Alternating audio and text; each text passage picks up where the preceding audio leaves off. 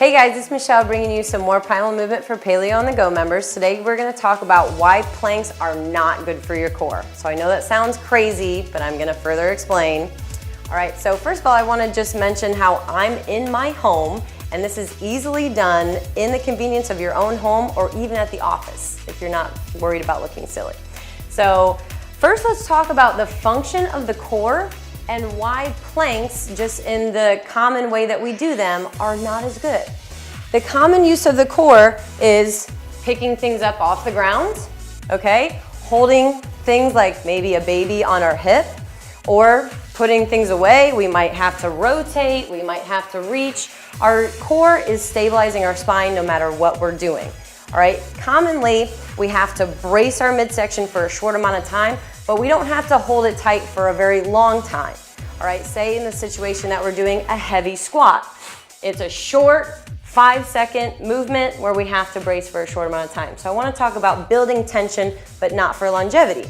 And also, if I'm having to change, say like in a tennis match, I'm changing my direction and decelerating one way or the other way, I have to have good reflexes in my spine. So I'm going to give you two ideas here. Number one, let's train our reflexes first. The way that we do that is we do rolling patterns. Why? Because humans were meant to roll, then crawl, then squat, and then get up. So the way that we train the midsection and regenerate the mind to use the midsection before the extremities is rolling patterns. So I'm going to give you the simplest one first. I draw my elbows and knees together. I turn and look, always leading with my eyes the direction I go. I roll until my right knee actually meets the floor, and without pushing off, I turn back and I pull back where I came from. That's the deepest muscles of my spine working.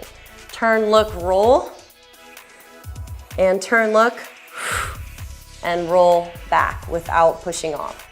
So do 5 reps on both sides, and then we'll do the plank. From there, I'm going to show you a better way to plank, because planks are a great exercise. Like I talked about before, we need to learn how to brace the midsection, essentially when we're doing things like squats, deadlifts, things like that. So when we're doing our core, we're doing our planks, a lot of times we're hanging out in this plank for say a minute or a minute and a half, and we're trying to challenge our endurance. A lot of times by that time, we've turned off all those deeper spine muscles. We're starting to use more of our arms, more of our legs, quads, hip flexors. We don't want that. What we want is for the deepest muscles of the spine to be active and to be in a good position. So what I recommend is 10 reps of what's called the hard plank. We start here, what looks like a half up dog, shoulders driven away from ears. I inhale at the bottom, and then I drive up, squeeze my abs, squeeze my glutes, draw my elbows down, and hold for 5 seconds or the duration of my exhale, and come back down. So I'm inhaling here, I come up, exhale through that 5 seconds. Once the exhale's over, back down for an inhale. Everything's tense. I'm trying to practice bracing everything just like I would for a heavy squat or a heavy deadlift. That's the kind of tension we want to train ourselves to do. So I recommend shorter duration planks, but for 10 reps rather than a long minute or a minute and a half bout.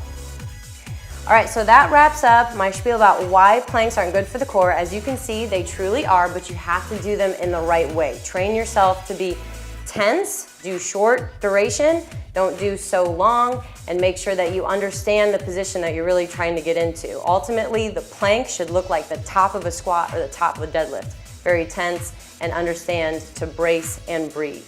All right, good luck.